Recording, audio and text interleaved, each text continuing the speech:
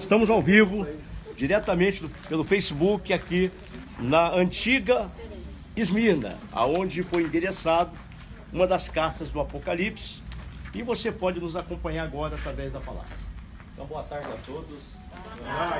Mais uma vez é um privilégio falar da palavra de Deus, né? Da vontade que tínhamos de estar aqui, numa das igrejas que a Bíblia tanto menciona e que a gente sempre teve curiosidade, né? Então a palavra do Senhor diz o seguinte em Apocalipse, capítulo 2, verso 8. Ao anjo da igreja de Esmirna, escreva o seguinte: esta é a mensagem daquele que é o primeiro e o último, que morreu e tornou a viver. Eu sei que vocês estão sofrendo. Sei que são pobres, mas de fato são ricos. Sei como aqueles que afirmam que são judeus, mas não são, falam mal de vocês. Eles são um grupo que pertence a Satanás. Não tenham medo do que vocês vão sofrer. Escutem. O diabo vai pôr na prisão alguns de vocês para que sejam provados e sofram durante 10 dias. Sejam fiéis mesmo que tenham que morrer. E como prêmio da vitória eu lhes darei a vida. Portanto, se vocês têm ouvidos para ouvir, então ouçam o que o Espírito de Deus diz às igrejas. Aqueles que conseguirem a vitória não sofrerão o castigo da segunda morte. Então, aqui estamos nessa cidade, Esmirna. O que significa? Esmirna significa mirra. Era um produto que era uma substância que faziam perfumes e faziam também parte do óleo de unção usado muito tempo, na época de Moisés e outra situação. Foi até um presente que os magos levaram para o Senhor Jesus. E nada melhor que uma comparação desse tipo nessa cidade, porque o povo daqui naquela época era pobre e sofria muito perseguição, tribulação, e eles eram fiéis ao Cristo, né? Então eles exalavam um bom perfume de Cristo. Por isso mirra, essa comparação, Esmirna. Então essa comparação é muito interessante. Então o povo que sofria perseguição naquela época, a perseguição, como eu falei na igreja de Tiatira, o governo, o imperador, né? Os próprios judeus aqui que se diziam judeus, mas não eram uma sinagoga de Satanás. Perseguiam aquele povo que estava seguindo o novo ensinamento, né? O Evangelho de Cristo. E uma coisa interessante aqui que Jesus se apresenta como o primeiro e o último. Depois eu vou explicar um pouco, apesar disso ter várias explicações. Então essa tribulação, às vezes a gente pensa, mas eu sirvo Jesus, estou seguindo certinho a palavra, sou obediente, sou dizimista, vou na igreja todo domingo, toda quarta, toda quinta. Por que essas coisas acontecem com a gente? Mas Jesus nunca disse que a gente não ia passar por isso. Pelo contrário, Jesus disse que passaríamos por tribulação, por perseguição, até a morte por causa do Evangelho. E era isso que esse povo aqui estava sofrendo. Mas isso, por que disso? Porque toda tribulação, Deus quer nos ensinar, Deus quer nos provar, nos tentando, né?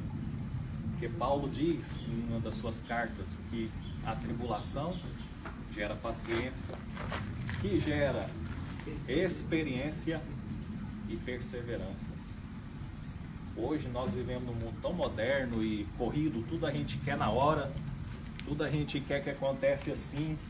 Vou orar e vou ser livre disso agora, vou fazer isso e vai acontecer. Mas às vezes Deus vai falar, espera. Há coisas que sim, você orando vão acontecer. Uma pessoa possessa de demônio vai sair. Outras coisas você vai orar, Deus vai te dar. Mas tem coisas que Deus determina prazo. Como ele falou, o diabo lançará vocês na cadeia por 10 dias, algum de vocês. Então, a tribulação já com data marcada. Assim como foi com Israel no cativeiro da Babilônia. Foi 70 anos, nem mais nem menos. Foi algo permissivo de Deus, né? 7 anos de fome no Egito, 7 anos, nem mais nem menos. Não adianta orar, não adianta fazer isso, que era Deus permitindo que algo acontecesse, para que através da provação, da tribulação, a gente aprendesse alguma coisa com isso. E outra coisa muito interessante, por que tribulação? Por que isso tudo? Porque através disso Deus vai mostrar quem são os falsos e quem são os verdadeiros. Quem vão ser aqueles que vão blasfemar contra Deus e dizer, nossa, estou passando por isso, estou passando por aquilo, Deus não existe, Deus não está aqui, sumiu. Outros vão ser perseverantes e vão ser fiel à palavra do que Jesus falou. Com essa hora Deus vai separar aqueles que são os vencedores dos derrotados. Amém? Uma coisa interessante que eu vejo aqui, como Jesus se apresenta como eu sou o primeiro e o último. Fui aquele que fui morto e tornei a viver. Por que Jesus disse isso nessa ocasião? Lógico que tem muitas interpretações sobre o primeiro, o último, o alfa e o ômega. É isso, pastor? Isso é verdade. Só que eu entendo aqui que Jesus disse que eles iam até mesmo padecer, morrer pelo Evangelho. Jesus disse, eu fui o primeiro e sou o último. Eu entendo, isso é coisa minha. O primeiro, eu sofri tentação, quanto mais vocês vão passar por isso. Eu sofri morte de cruz, alguns vão passar por isso. Mas lembre-se, o salário da perseverança vai ser a vida eterna. Aqueles que perseverarem até o fim, receberão a coroa da vida, a vida eterna. Então, era uma igreja pobre, uma igreja que estava passando por tribulação, né? Foi uma das igrejas junto com Filadélfia, que não sofreu repreensão, né? As outras tinham características positivas, ótimo, mas Deus, Jesus, eu tenho algo contra vocês, isso. Esmirna não, Filadélfia não, né? Mas nem por isso foram livres de sofrimento, de tribulação. Então nossa vida não vai ser diferente. Não é porque nós somos servos de Jesus que nós vamos viver um mar de rosas, coisas maravilhosas o tempo inteiro. Nós vamos passar por dificuldades, por perdas, né? Por dificuldade financeira. Logicamente que Deus nos livra de tudo isso, mas nós também temos que entender que Deus tem plano sobre isso e que vai nos ensinar muitas coisas. Que às vezes você não passando por isso, você não aprenderia aquilo que Deus quer para a sua vida. Mas sempre há algo positivo. Jesus disse, eu sou o primeiro, o último, eu morri, me tornei a viver. E aqueles que perseverarem, passarem por isso, serem fiéis até o fim, se tornarão a viver comigo no último dia e viverão comigo para sempre, na eternidade. Amém? Então isso aconteceu aqui. Talvez a igreja de Laodiceia que nós passamos era uma igreja rica. Essa era uma igreja pobre. As pessoas aqui eram pobres. Talvez se hoje tivesse as duas igrejas, muitos queriam ser transferidos para aquela, porque seria melhor aos nossos olhos, né? Mais confortável. Mas as pessoas aqui persistiram e foram fiéis até o fim. Alguns invejosos queriam perseguir judeus, às vezes porque você está sobressaindo na sua igreja, no seu ministério, você vai sofrer perseguição por pessoas que dizem que são religiosos. Hoje em dia não é diferente, né? Às vezes você sobressai na sua igreja, hoje já vem um invejoso e já aponta para você, né? A inveja, e isso é coisa satânica, coisa de Satanás. Naquela época, judeus, não todos, alguns, perseguiam aquele novo ensinamento, assim como perseguiram Jesus, não foi diferente. Mas, graças a Deus que nós temos o prêmio da vitória, a coroa da vida. Amém? Amém. E quem perseverar até o fim, digo para mim, teremos a coroa da vida e a vida com Jesus na eternidade. Amém? Vamos aproximar aqui para a gente orar, pessoal? Fazer oração?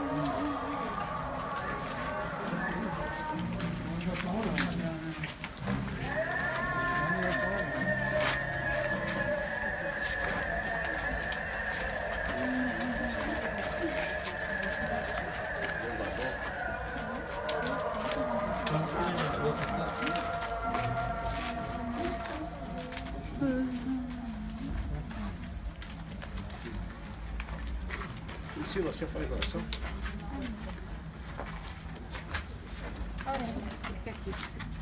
Pai querido, nós estamos aqui, Senhor, na tua presença, Senhor.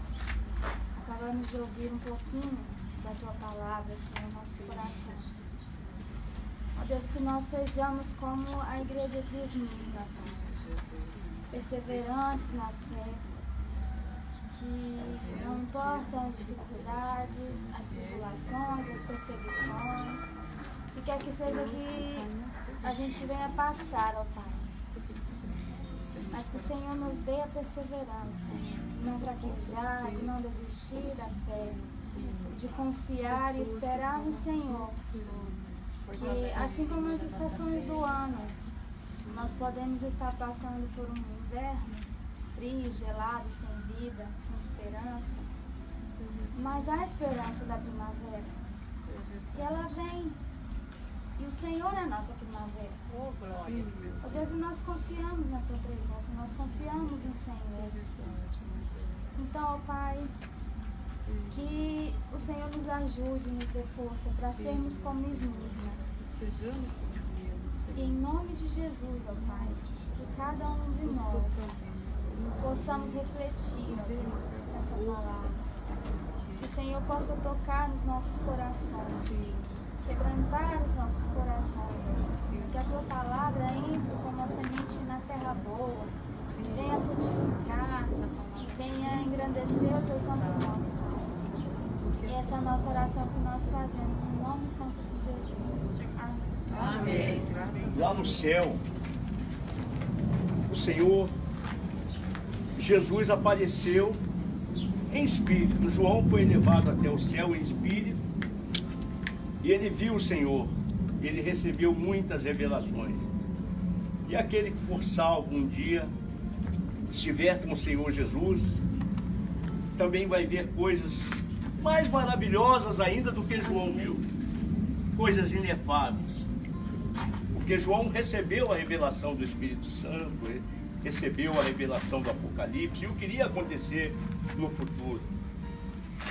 E Deus tem revelado no futuro algo maravilhoso para nós, que nos entregarmos para Ele, porque Ele é bom, o Senhor é bom e o Senhor é formoso. Por isso vamos cantar essa música, Senhor formoso é. Se você não sabe cantar, não tem problema, coloque a mão no seu coração, descanse. Aqui não é religião, nós estamos diante de Deus, você pode ter certeza, porque no passado os pagãos cultuavam altares aos deuses gregos, mas nós cultuamos um altar àquele que vive para toda a eternidade, pelos séculos e dos séculos, o Amém, o único que é digno de receber a honra, a glória, porque Ele é o nosso Criador. Foi Ele que nos fez, foi Ele que nos criou. E Ele quer que nós nos voltemos para Ele de todo o nosso coração. E Ele diz, vinde como estais. Vinde como estais, estou à porta e bato. Se você abrir, eu entrarei, cearei com você e a nossa ceia vai ser maravilhosa. Então louvor, pastor Edivaldo, agora. Senhor, formoso és, tua face eu quero ver, pois quando estás neste lugar, tua graça invade em mim.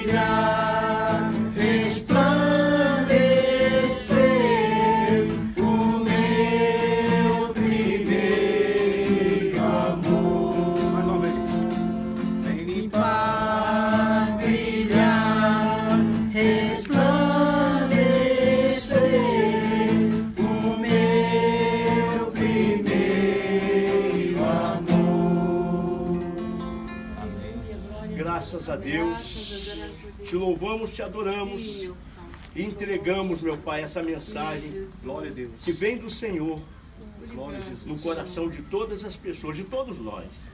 Na verdade, todos somos carentes e desejamos da tua presença. Graças a Deus. Amém. Glória a Deus. Amém. Graças a Deus.